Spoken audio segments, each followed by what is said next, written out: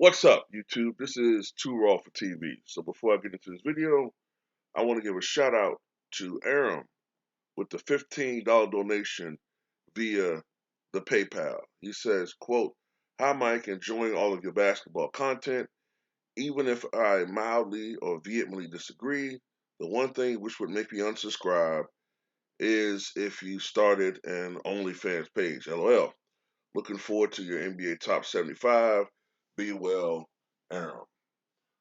Yes, I wouldn't blame you for unsubscribing if I did something like that.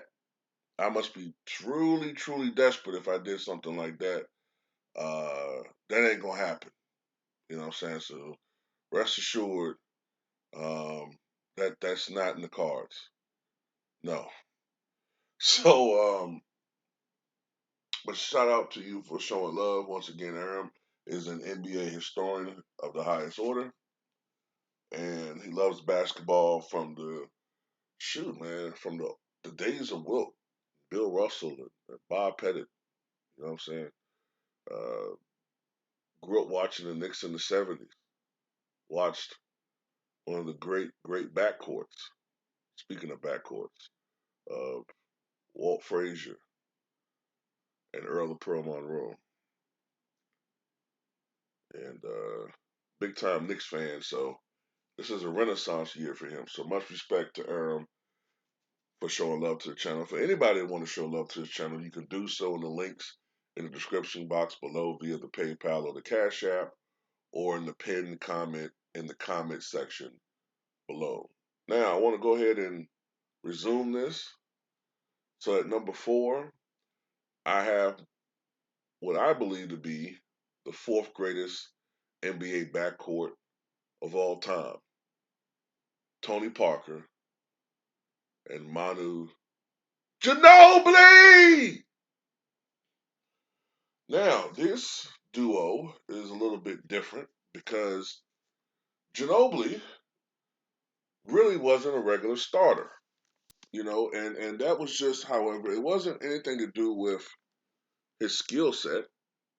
It had nothing to do with Greg Popovich being disappointed in him in any type of way.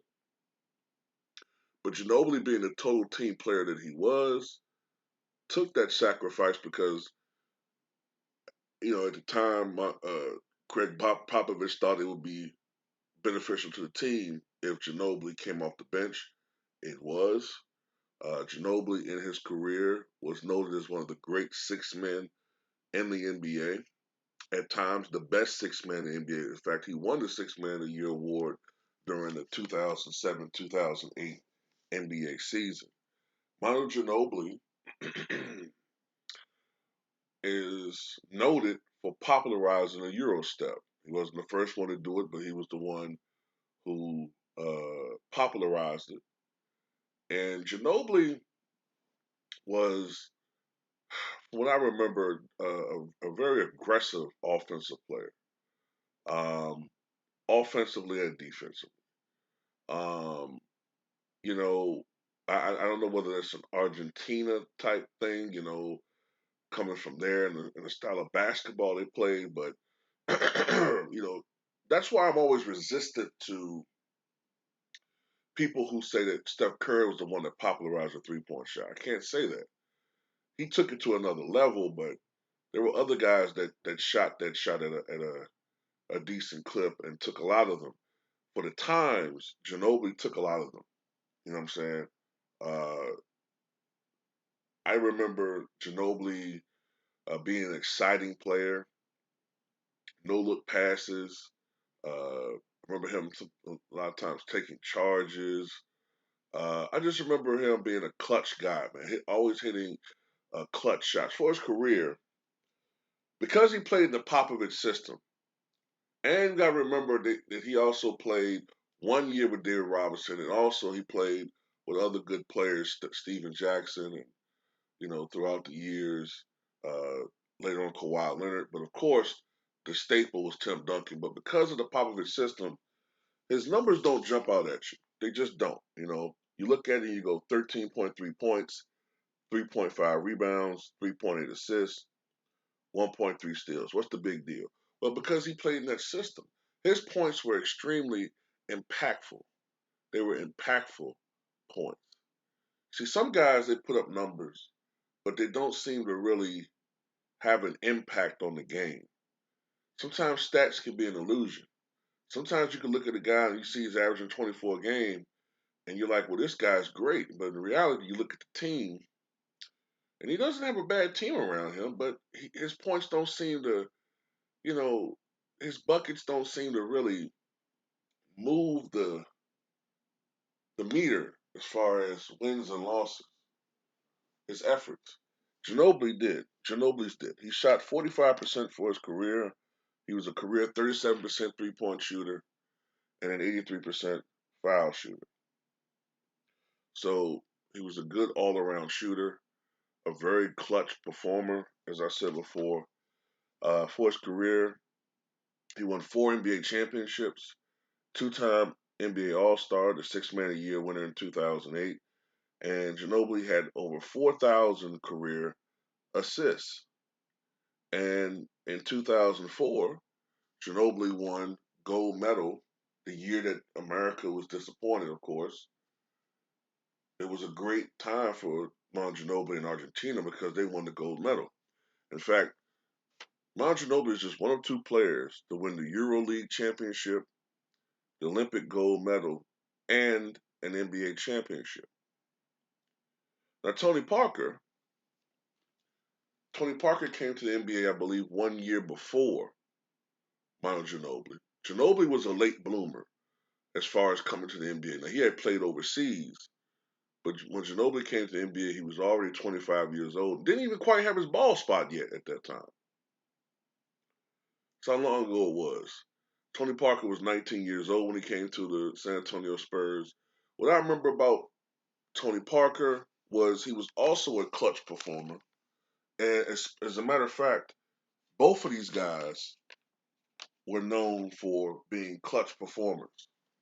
And they were known as a potent backcourt. Like I said, even though Ginobili usually after a period of time did not start the game with Tony Parker, but most of the times he finished the game with Tony Parker. That's what mattered. Tony Parker, what I remember was he was very quick, um, and he often belied his size of 6'2" and 170 pounds or so. Despite being small, he often earlier on in his career got a lot of his points in the paint. Despite being a point guard, he would routinely shoot over 50% from the floor. I think 1 year he shot something like 55% from the floor. And he got a lot of his points off of layups and that patented teardrop that he had. But knack on him, one knock on him, I guess I should say, is that he was not a good outside shooter. And at times that could hurt the team. So sometime in the mid 2000s, maybe 2006 or 7 or something like that, he started working on his shot selection. He was never a great three-point shooter. He only shot 33% for his career. So he was never a great three-point shooter, but he worked on his mechanics, he worked on his mid-range, and he became an improved shooter overall. Not having always to rely on penetration to get buckets. And that made the San Antonio Spurs even more deadly. Like I said, the same thing with Tony Parker is with Ginobili because of the popular system. His numbers don't jump out at you. 15.8 points, 2.8 rebounds, 5.7 assists, 0.9 steals, 49% from the floor, which is very high for a 6'2" point guard. 33% from three, but he was 75% from the line. But he could, and both of them did have individual explosion type performances. I remember a game with Ginobili. I think he went off for like 40 or something like that. If I'm not mistaken, I think Ginobili had a 40-point game coming off the bench. I think I remember something like that. I definitely remember the 55-point game that Tony Parker had earlier on in his career. Now, these guys played with each other for 16 NBA seasons. 16 NBA seasons. And as I said, They won 4 NBA championships. Together, they appeared in 5 NBA finals: 2003, 2005, 2007, 2013, and 2014. And they appeared in 8 Western Conference finals: 2003, 2005, 2007, 2008, 2012, 2013, 14, and the last one being in 2017. Now, Tony Parker per game averages don't jump out at you, but when you look at what he was able to do overall, he scored over 19,000 points in his NBA career, and dished out more than 7,000 assists. And when he retired, Tony Parker, I believe, was the 9th leading scorer at the time of his retirement. He was the 9th leading scorer in playoff history. So this is one of the great backcourts. The reason why you have to kind of penalize them, in my opinion, is the same thing I did with Jordan and Harper and Kobe and Shaq, just to a lesser extent, because they played with the greatest power forward of all time, and that did factor into their success. So we have to penalize them a little bit for that. But overall, I think this is the 4th greatest backcourt in the history of the NBA. Tell me what you guys think.